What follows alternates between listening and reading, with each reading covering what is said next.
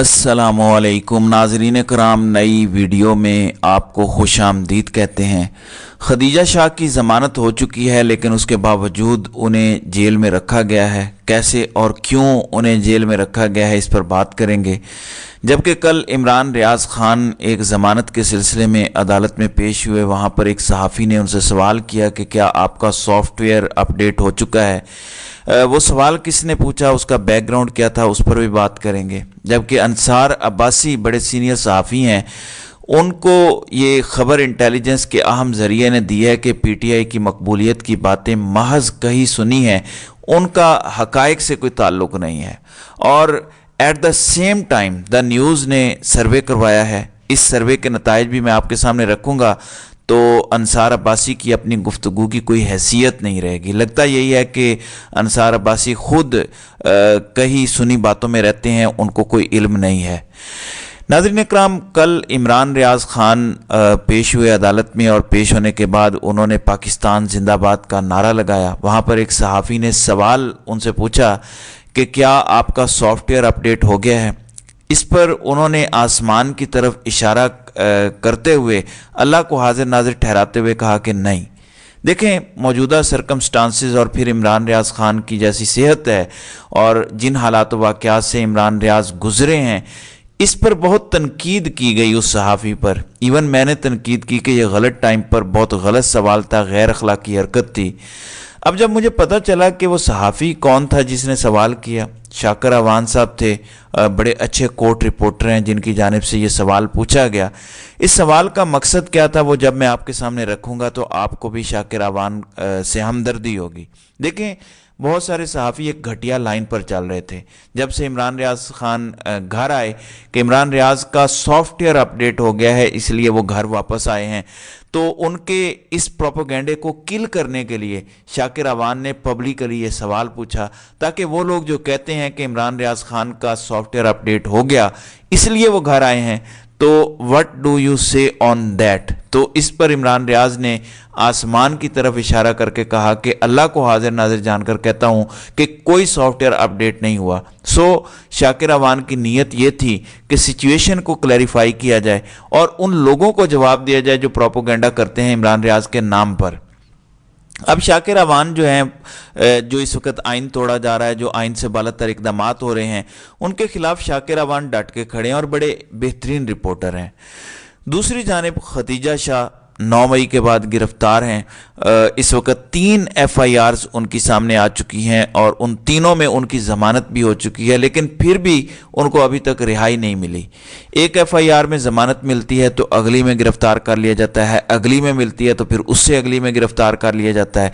बज़ाहिर लग ये रहा है कि इन ख़वातीन पर शिकंजा मज़ीद कसा जाएगा। कुछ ख़वातीन को रिहाई भी मिली है, वो जिनके बहुत हाई प्रोफाइल केसेस नहीं थे उनको रिहाई मिली, जबकि कुछ केसेस जो हाई प्रोफाइल हैं उनको मज़ीद लिंगर ऑन किया जा रहा है। शुरू में ATC में जब 9 मई के केसेस लगे तो वहाँ पर कुछ इस किस्म की गुफ्तगू की गई कि पहले हाई प्रोफाइल केसेस मत लगवाइएगा, पहले दरख्वास्त ज़मानत आम वर्कर्स की लगवाइएगा ताकि उनकी ज़मानतें हो जाएं, फिर उसके बाद जो हाई प्रोफाइल केसेस हैं उनकी बारी है। क्योंकि हाई प्रोफाइल केसेस की एक में ज़मानत होगी तो दूसरे में पकड़े जाएंगे, लेकिन जितने वर्कर्स जा सकते हैं, जिनकी जान छूट सकती है, उनको छूटने दीजिए।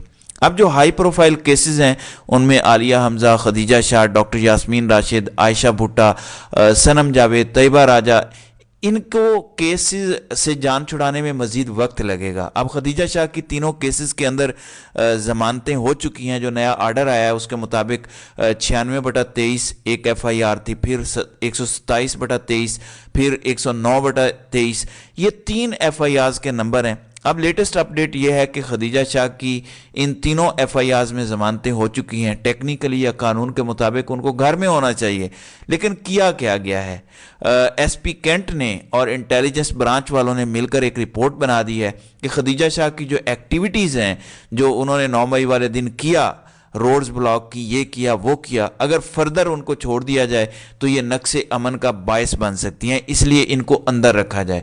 अब ये 30 दिन के लिए अंदर इन्हें रखा जाएगा, लिहाजा पुलिस और इंटेलिजेंस ब्रांच ने ये खुद से डिसीजन दे दिया, खुद से तय कर लिया कि ये नक्शे अमन का बायस बन सकती हैं। अब 30 दिन के लिए खदीजा शाह को जेल में रखा जाएगा। मतलब ये पाकिस्तान के हालात हैं। वो पाकिस्तान की बेहतरीन ख़वातीन में से एक हैं।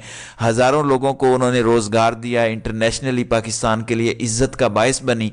मगर इल्ज़ाम लगाने वालों की मेंटालिटी आप देखें कि उन्होंने सोचा कि शायद इन्होंने डंडे पकड़ के सड़कों पे आ जाना है और सड़कों पर आकर इन्होंने वायलेंस फैलाना है। तो इंतहाई अफसोसनाक सिचुएशन है। अब खदीजा शाह के मामले से एक और क्लैरिटी आती है कि सनम जावेद, तैयबा राजा, डॉक्टर यास्मीन राशिद, आयशा भुट्टा, आलिया हमजा, अगर इनकी भी ज़मानतें हो जाती हैं तो इनको किसी और एफआईआर में नॉमिनेट करने की बजाय नक्शे अमन के अंदर बहाना बनाकर 30 दिन के लिए रखा जाएगा। अब नाज़रीन इकराम, अंसार अब्बासी की ये खबर है। कहते हैं कि इंटेलिजेंस के अहम ज़रिए ने बताया है कि पीटीआई की मकबूलियत की बातें महज कही सुनी बातें हैं, इनका हकीकत से कोई ताल्लुक़ नहीं है। चलें, मैं मान लेता हूँ अंसार अब्बासी का जो भी सोर्स है इंटेलिजेंस में, उन्होंने ये ठीक खबर दी होगी। अगर ये खबर ठीक थी तो इलेक्शन करवाने में क्या प्रॉब्लम था? आज भी डंडे के ज़ोर पर क्यों इलेक्शन हो रहा है? पूरे मुल्क की सारी सियासी जमातें एक साइड पर हैं कि इलेक्शन ना हो, जबकि अकेले पाकिस्तान तहरीक इंसाफ एक साइड पर है। और फिर इमरान खान भी जेल में बैठे हैं। उनकी इस गुफ्तगू की हकीकत समझ आ जाती है सिर्फ एक चीज़ पढ़ के। एक अलग डिजिटल प्लेटफॉर्म है दी न्यूज़, और दी न्यूज़ जंग ग्रुप है, और जंग ग्रुप की हमदर्दियाँ किसके साथ हैं वो हम सबको पता है। उसके मुताबिक जो उन्होंने सर्वे किया है, उसके मुताबिक चारों सूबों के अंदर पीपल्स पार्टी और नून लीग का मुकम्मल बेड़ा गर्क हो चुका है। मैं वो सर्वे आपके सामने रख देता हूं, और उस तनाजुर में आप अंसार अब्बासी की इस खबर को भी समझिएगा।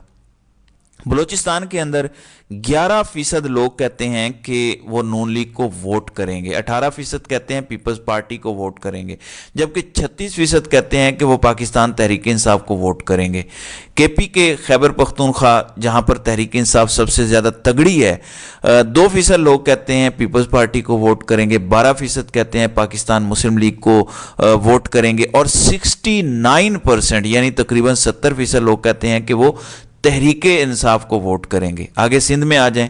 सिंध के अंदर तो पीपल्स पार्टी के अलावा हम सोचते भी नहीं थे कि कोई और आ सकता है। 3% लोग कहते हैं कि मुस्लिम लीग नून को वोट करेंगे, 35% लोग कहते हैं कि पीपल्स पार्टी को वोट करेंगे, जबकि 36% लोग कहते हैं कि तहरीक इंसाफ को वोट करेंगे। मतलब सिंध, जहां पीपल्स पार्टी कला बना के बैठी हुई है कि अनडिफीटेबल हैं हम सिंध में, वहां पर भी 1% वोट तहरीक इंसाफ के ज़्यादा हैं। 36% वोट हैं वहां पर तहरीक इंसाफ के, और 35% वोट हैं पीपल्स पार्टी के इस सर्वे के मुताबिक। जबकि पंजाब में कहानी ही और है।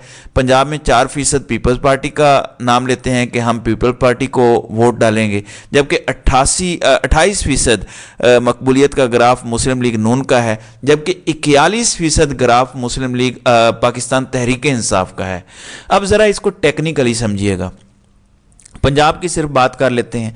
28% नून लीग और 4% पीपल्स पार्टी, मिला भी लें तो ये कुल 32% वोट बैंक बनता है, जबकि 41% अकेली पाकिस्तान तहरीक इंसाफ है। मतलब अगर ये मिल भी जाएं तो फिर भी तहरीक इंसाफ की पॉपुलैरिटी और वोट बैंक ज़्यादा है, सीटें ज़्यादा होंगी अकॉर्डिंग टू दिस सर्वे।